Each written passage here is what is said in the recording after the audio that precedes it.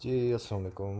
उम्मीद करता हूँ कि आप सब खैरियत से होंगे। आज हमारे पास पीटीसी है और पीटीसी चूँकि काफ़ी ड्रॉप हो चुका है। और लास्ट टाइम जैसा कि मैंने एक पोस्ट शेयर की थी काफ़ी टाइम पहले कि ये हमारे पास एक फ्लिप एरिया है, तो यहाँ तक मार्केट ड्रॉप हो सकती है अराउंड 17 टू 19 इसके दरमियान।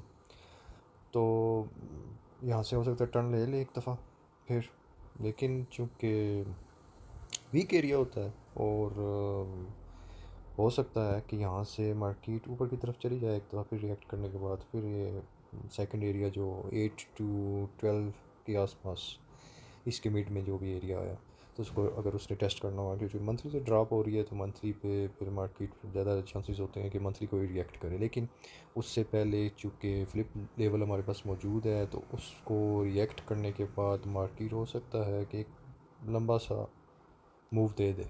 लेकिन डिपेंड करता है, मिड में एक हमारे पास ये एक रेजिस्टेंस है यहाँ पर इस एरिया में। अगर तो ये रेजिस्टेंस होल्ड किया इसने, तो फिर तो मार्केट दोबारा से आके इस एरिया को टेस्ट करेगी, फिर ऊपर जाएगी जिस तरह भी जाना है उसने फ्यूचर में।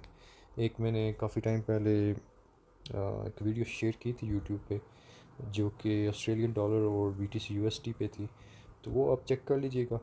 तो बाकी ऑलमोस्ट इस जगह पे थी मार्केट, तो यहाँ से शायद ड्रॉप हो रही थी, मुझे याद नहीं है।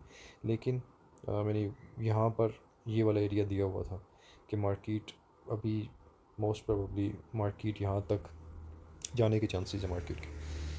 तो अभी ये हमारे पास मंथ चार्ट है, मंथ चार्ट का फ्लिप लेवल अच्छी सपोर्ट है। अच्छा, सेकंड थिंग हमने देखना है अब लो टाइम फ्रेम पे जाके, लो टाइम फ्रेम पे जाके क्या हो रहा है। अच्छा, लो टाइम फ्रेम पे जो कि वीक चार्ट है, लोअर देन मंथली चार्ट, ये हमारे पास जीपी लेवल हो गया जिसको रिएक्ट करना था उसी सेम फ्लिप लेवल पे। अभी ये मिड में हमारे पास एक सीपी बीरिश सीपी है, तो यहाँ तक अगर मार्केट जाए और दोबारा आ जाए वापस, तो हो सकता है कि मार्केट स्ट्रॉन्गली एक मूव दे दे नीचे की तरफ। अगर इसको होल्ड किया, इसी एरिया का हमने प्राइस सेक्शन चेक करना है, क्योंकि चल जाते हैं कि हाई टाइम फ्रेम पे अब 3 मंथ का चार्ट देखें कि मंथ पे भी ड्रॉप चल रहा है और फ्लिप लेवल है उसको होल्ड कर सकता है। 3 मंथ पे तो आपको क्लियरली एक चीज़ सामने नज़र आ जाएगी, कुछ इस तरह करके, कुछ इस तरह की एक चीज़ आपको नज़र आ जाएगी इस तरह करके, तो ऑब्वियस चीज़ आपको नज़र आएगी।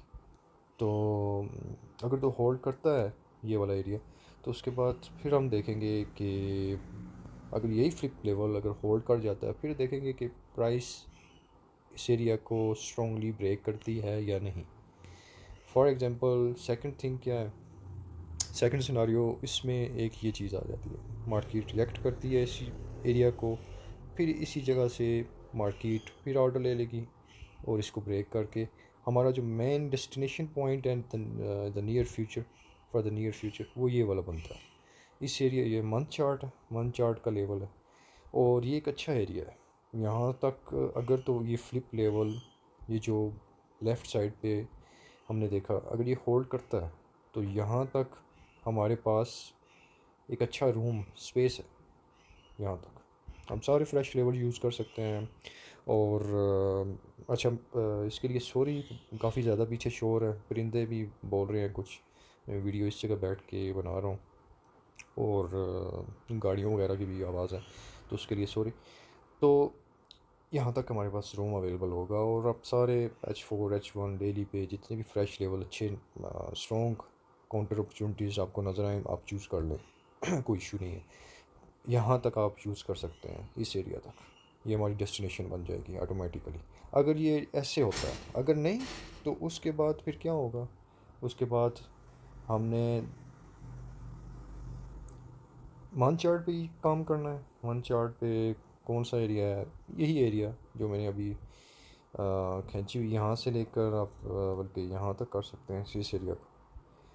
ये वही बन रहा है ऑलमोस्ट 8 टू 12 के तक, तो इसको हम यूज़ कर सकते हैं। अच्छा, डेली पे अब चेक कर लेते हैं एक दफ़ा कि डेली पे क्या हो रहा है। डेली पे कोशिश कर रही है मार्केट कि इसको, ये जो बीच में एक छोटा सा लेवल बना हुआ इसको रिएक्ट ब्रेकआउट कर दे इसको।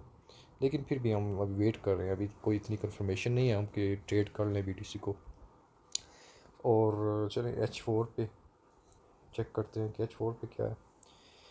H4 पे ऑलमोस्ट ट्रेंड लाइन ब्रेक हो चुकी है, इस तरह करके ऑलमोस्ट ब्रेकआउट हो चुका है। ये एक छोटा सा पीसीबी बना था, इसको मार्केट ने रिएक्ट किया है, छोटा सा पीसीबी बना।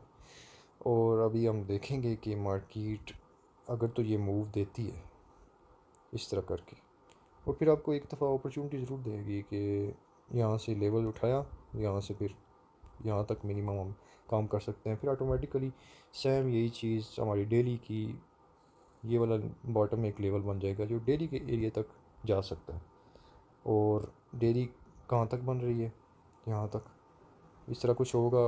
अगर तो ये फर्स्ट मिड वाला एरिया ब्रेक हो जाता है वीकली का, तो वो वीकली का फिर ये वाला कुछ वीकली का सीन हो जाएगा।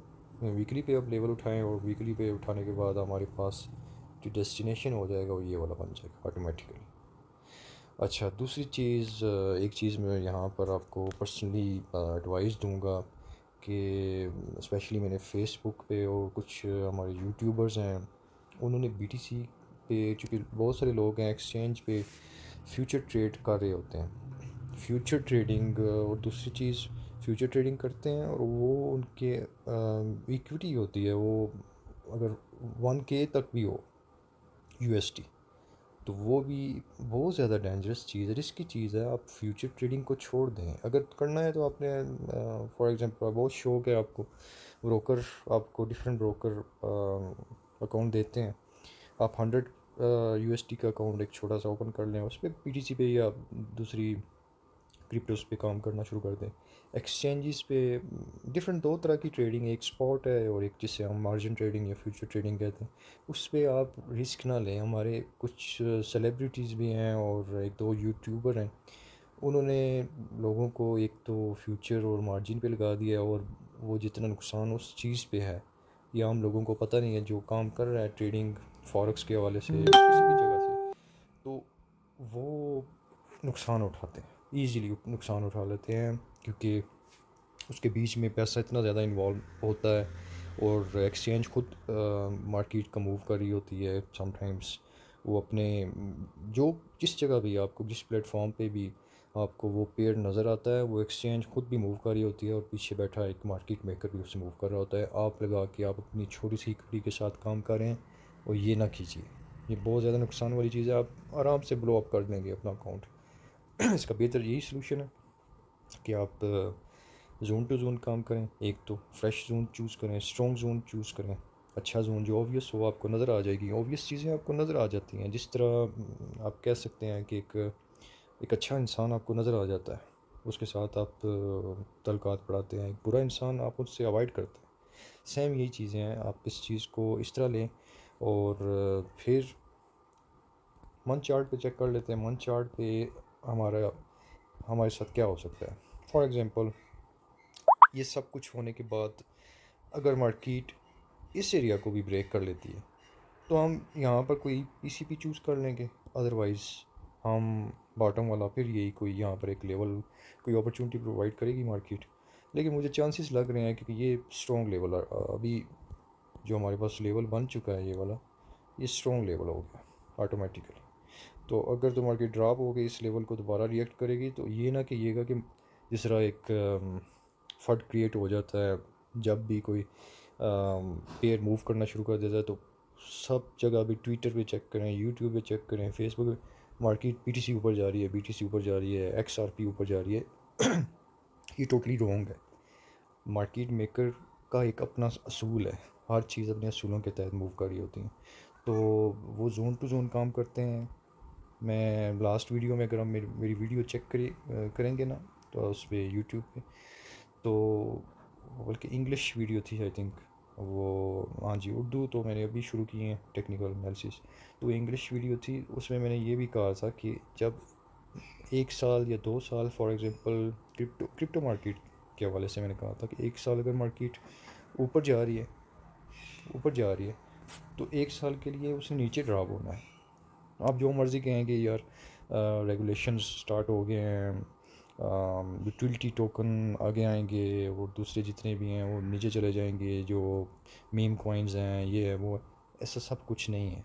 ये एक तरीक़ेकार है कि एक दफ़ा ऊपर जाती है मार्केट और दूसरी दफ़ा नीचे आएगी, फिर एक दफ़ा उससे भी बड़ा मूव होगा, फिर दूसरी दफ़ा मिड में मूव होगा, फिर इस तरह चलेगा, फिर इस तरह चलता जाएगा। ये एक तरीक़ेकार है मार्केट मेकर का। तो इस चीज़ में ना रहिएगा। फॉर एग्ज़ाम्पल ये एरिया रिमूव हो गया तो हम यहाँ पर कोई पीसी भी चूज़ करेंगे, अदरवाइज़ हमारे पास यहाँ पर कोई एक अपॉर्चुनिटी मिल जाएगी, फिर हम उसको यूज़ करने के बाद फिर मार्केट में ऊपर जाना हुआ या जिस तरह भी हमारी प्लानिंग है कि BTC 100K तक जाएगी इन द नियर फ्यूचर, तो हम फिर वो देखेंगे। अभी तो बहरहाल ये देखें कितना बड़ा मूव हुआ है, कितने मंथ, ये देखें ये अगर मूव हुआ है ऑलमोस्ट 1.5 साल तक या 2 साल तक, तो अभी यही समझें कि ये 2 साल तक अभी इसको ड्रॉप होना चाहिए या कंसोलिडेशन में चली जाएगी। बैलेंस आपको देखने को मिलेगा, रेंज मिलेगी इस तरह करके, तो उसके बाद कोई बड़ा मूव होगा। इतना जल्दी ना कीजिए क्रिप्टो के हवाले से। तो ये चीज़ है। तो आप मैं एक आपके साथ ये BTC के हवाले से कुछ चीज़ें शेयर कर दूँ ताकि आपके लिए आसानी हो। ठीक है, तो कोई भी क्वेश्चन हो आप पूछ लीजिएगा। So good luck.